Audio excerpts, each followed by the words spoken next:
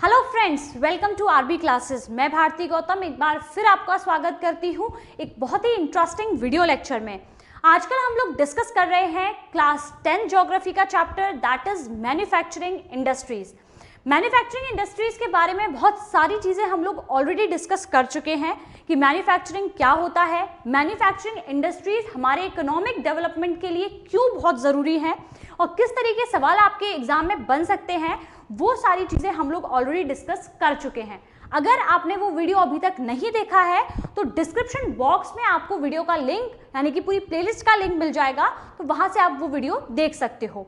आज के वीडियो में हम लोग डिस्कस करने वाले हैं, मैंने एक्चुअली प्रीवियस वीडियो में आप लोगों से एक पॉइंट डिस्कस किया था और वो पॉइंट था ये कि manufacturing industries help in modernising agriculture which form the backbone of our economy. और इसमें मैंने कहा था कि इसके लिए मैंने आप लोगों के लिए एक अलग से एक टॉपिक बनाया है और वो टॉपिक है हमारा एग्रीकल्चर एंड इंडस्ट्रीज।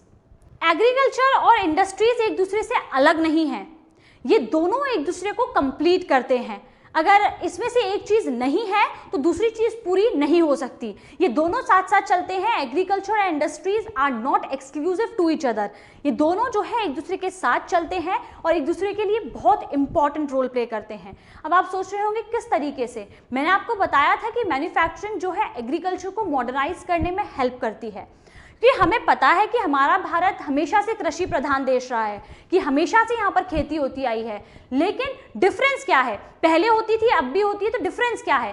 पहले जो है टाइम बहुत ज़्यादा लगता था, लोग खेती में पूरा पूरा दिन लगाते थे लेकिन प्रोडक्शन उतना नहीं मिलता था।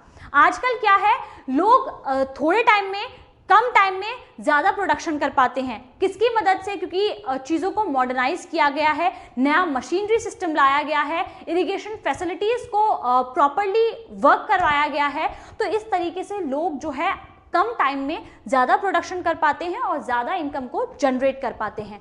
तो देखिए यहाँ पर है, on one hand many industries like sugar, textile etcetera depend on agricultural products. अब आप यही देख लीजिए, हमने एग्रीकल्चर को देखा, अब इंडस्ट्रीज को देखिए। बहुत सी ऐसी इंडस्ट्रीज जिनके रॉ मटेरियल किस पर डिपेंड करते हैं? एग्रीकल्चर पर डिपेंड करते हैं।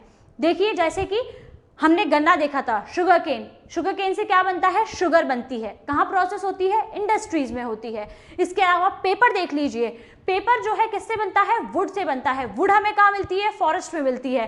तो ये भी कहाँ रहा? एक दूसरा सेक्टर रहा। इसके अलावा कॉटन जो है, कॉटन हम लोग एग्रीकल्चर करते हैं, कॉटन की खेती होती है और उससे फैब्रिक बनता है। फैब्रिक से क्या बनते हैं? कपड़े बनते हैं।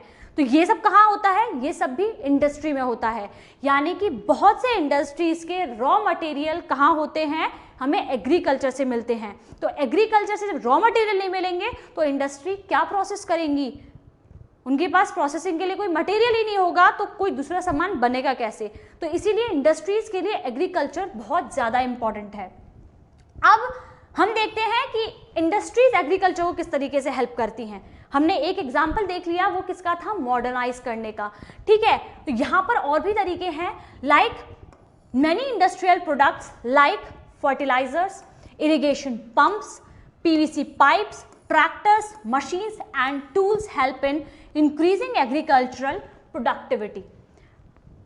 मतलब एग्रीकल्चर की जो भी चीज़ें एग्रीकल्चर को मॉडर्नाइज करती हैं वो हमें मैन्युफैक्चरिंग इंडस्ट्री से मिलती हैं। फर्टिलाइजर है, इरिगेशन पंप्स है, ट्रैक्टर्स हैं, ये सारी चीज़ें अब ऐसी तो नहीं है कि इनके कोई बीज आते हों जिन्हें आपने मिट्टी में डाला और वो उग गए और आपने उन्हें यूज़ कर लिया। नो, ये सारी चीज़ें जो है हमें कहाँ से मिलती हैं? मैन्युफैक्चरिंग इंडस्ट्रीज से मिलती हैं। वहाँ से बन के आती हैं और फिर इन मशीनरीज को हम लोग मार्केट से परचेज करते हैं और अपने एग्रीकल्चर को मॉडर्नाइज करते हैं। तो ये दोनों ही चीज़ें एक दूसरे को कंप्लीट करती हैं। They are not exclusive to each other, ये दोनों एक दूसरे को कंप्लीट करते हैं और एक दूसरे के लिए बहुत ही इंपॉर्टेंट रोल प्ले करते हैं। एग्रीकल्चर कैसे करता है? क्योंकि बहुत सारा रॉ मटेरियल हमें एग्रीकल्चर से ही मिलता है और जब रॉ मटेरियल मिलेगा तभी इंडस्ट्री जो है उसे प्रोसेस करके एक वैल्यूएबल गुड बना पाएंगी। और इंडस्ट्रीज किस तरीके से हेल्प करती हैं? वो सारी मशीनरी, सारे टूल्स जो एग्रीकल्चर को मॉडर्नाइज करते हैं वो हमें कहाँ से मिलते हैं? वो हमें इंडस्ट्रीज से ही मिलते हैं। तो आप दोनों ही पॉइंट्स को बहुत अच्छे से समझ गए होंगे कि दोनों एक दूसरे को किस तरीके से हेल्प करते हैं, किस तरीके से कंप्लीट करते हैं। अब यहाँ पर हम लोग बात करने वाले हैं ग्लोबलाइजेशन की। किसकी? ग्लोबलाइजेशन यानी कि वैश्वीकरण। पहले क्या होता था कि कोई कंपटीशन नहीं होता था। आजकल ये कंपटीशन बहुत सुनने में आ रहा है। हम लोगों के आसपास कोई दुकान है तो उसमें भी कंपटीशन है कि उसके आसपास अगर सेम किसी ने वही दुकान खोली तो उन दोनों के बीच में आपस में कंपटीशन है, ठीक है। लेकिन अब ये कंपटीशन सिर्फ आसपास की दुकानों के बीच ही नहीं है, ये कंपटीशन देशों के बीच में भी है कि हमारे देश में जो सामान बन रहा है वो अब बाहर के देशों में भी जा रहा है। तो ये चीज़ बहुत ज़रूरी है। सेल्फ सफिशिएंसी इनफ नहीं है कि हम अपने देश में कंपटीशन कर रहे हैं, देश में ही चीज़ों को सेल आउट कर रहे हैं तो जो भी चीज़ है चलो ठीक है। अब ऐसा नहीं है, वो सेल्फ सफिशिएंसी काफ़ी नहीं है। तो यहाँ पर ये चीज़ बहुत इंपॉर्टेंट है कि हम जो भी प्रोडक्शन कर रहे हैं उसकी क्वालिटी को डे बाय डे हम लोग बेटर करें। जितनी क्वालिटी बेटर होगी तभी हम लोग इंटरनेशनल मार्केट में अपने आप को कम्पीट कर पाएंगे।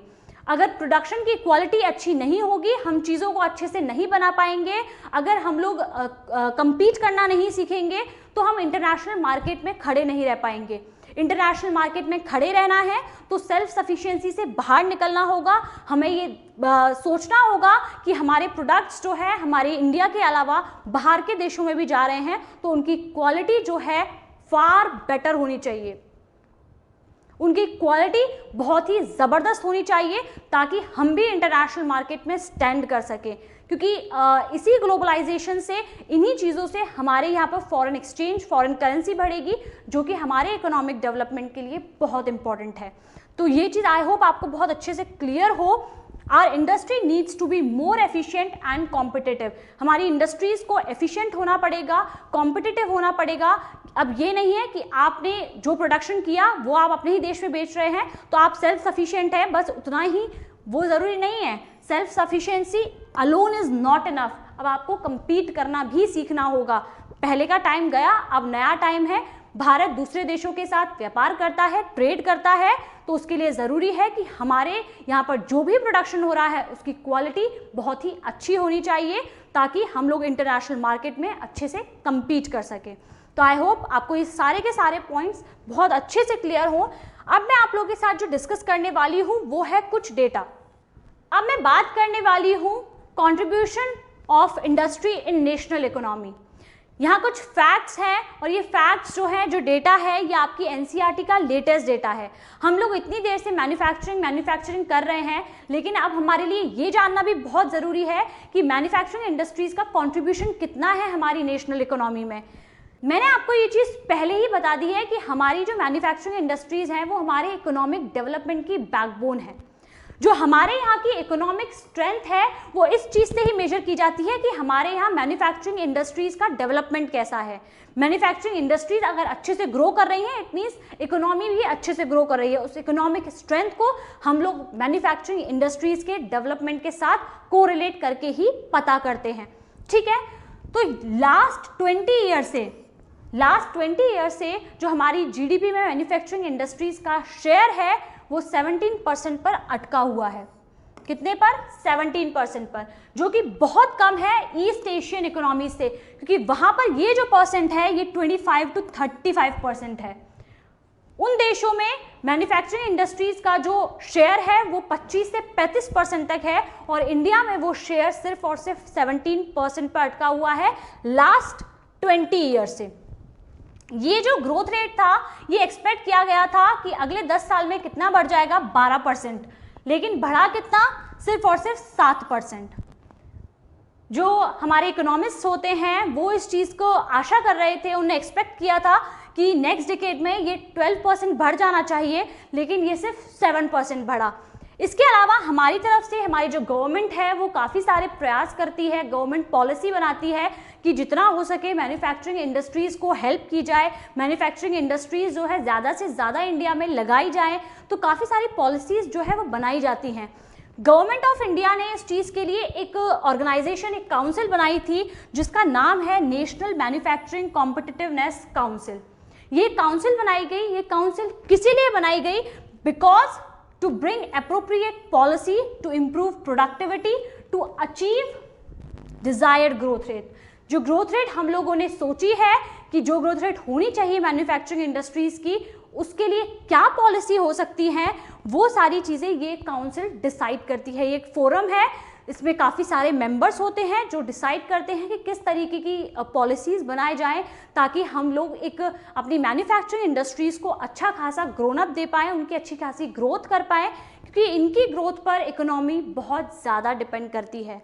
क्योंकि मैं आपको पहले भी बता चुकी हूँ कि जॉब्स प्रोवाइड करना, चाहे वो स्किल्ड पर्सन हो, अनस्किल्ड पर्सन हो, फॉरेन एक्सचेंज हो, ट्रेड हो, ये सारी चीज़ें जो है इन्हीं इंडस्ट्रीज़ पर डिपेंड करती हैं। अगर इन इंडस्ट्रीज़ की ग्रोथ कम होती है तो हमारी इकोनॉमी के लिए भी एक खतरे की घंटी होती है।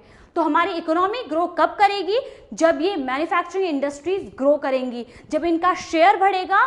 किसमें? हमारी इकोनॉमी में इनका शेयर बढ़ना बहुत ज़रूरी है, और इकोनॉमी में जैसे जैसे शेयर बढ़ेगा वैसे वैसे ये बहुत अच्छा काम करेंगी हमारी इकोनॉमी के लिए। आई होप ये चीज़ आपको बहुत अच्छे से क्लियर हो, ये वीडियो आपको बहुत अच्छे से समझ में आया हो, सारे पॉइंट्स आपको क्लियर हो। अगर फिर भी आपको कोई डाउट है तो आप कमेंट बॉक्स में मुझसे पूछ सकते हो, और वीडियो को लाइक ज़रूर कीजिएगा एंड शेयर करना बिल्कुल मत भूलिएगा। एंड चैनल को सब्सक्राइब ज़रूर करिएगा, क्योंकि आप लोग सब्सक्राइब नहीं करते हो तो आप लोग को नोटिफिकेशन नहीं मिलता तो आपको पता ही नहीं चलता कि वीडियो कब आया है, तो आप मिस कर जाते हो। इसलिए don't forget to subscribe the channel. अब मेरे पास आप लोग के लिए एक बहुत ही अमेजिंग अनाउंसमेंट है, जो कि है अनअकैडमी का एक नया ऑफर। ये है क्लास 10th के स्टूडेंट्स के लिए स्पेशल ऑफर। अगर आप कोई भी सब्सक्रिप्शन परचेज करना चाहते हो 3 मंथ्स का, तो आप लोगों को 10% ऑफ मिलेगा, और एडिशनल 1 मंथ का सब्सक्रिप्शन बिल्कुल फ्री। तो मंथ एंड का बहुत ही अच्छा ऑफर है, क्योंकि अगर आप 1-2 दिन बाद कुछ परचेज करोगे तो कुछ भी ऑफ नहीं मिलेगा। इससे बेटर ये है कि आपके पास अगर इतना अच्छा ऑफर है तो इसे जल्दी से जाइए, यूज़ करिए, और अगर आप मेरा कोड यूज़ करते हो, दैट इज़ भारती G10, तो आपको और भी 10% ऑफ मिलेगा। तो यानी कि आपको 10% ऑफ मिलने वाला है 3 मंथ्स के सब्सक्रिप्शन पर, और 1 महीने का सब्सक्रिप्शन, 4th मंथ का सब्सक्रिप्शन बिल्कुल फ्री मिलने वाला है। यानी कि लाइक कोई 7,500 का अगर आपका सब्सक्रिप्शन है तो उसके लिए आपको पे करने हैं सिर्फ 6,750 रुपये, 6,750 रुपीज़। सो बहुत ही अच्छा ऑफर है, डोंट मिस द चांस। जल्दी से जाइए, और जो भी सब्सक्रिप्शन आपको परचेज करना है क्लास 10th के लिए, जल्दी से जाकर परचेज कर लीजिए। मिलते हैं नेक्स्ट वीडियो में, तब तक के लिए अपना ध्यान रखिए, अच्छे से पढ़ाई करिए, अच्छे से रिविजन करिए। Thank you very much everyone, bye bye.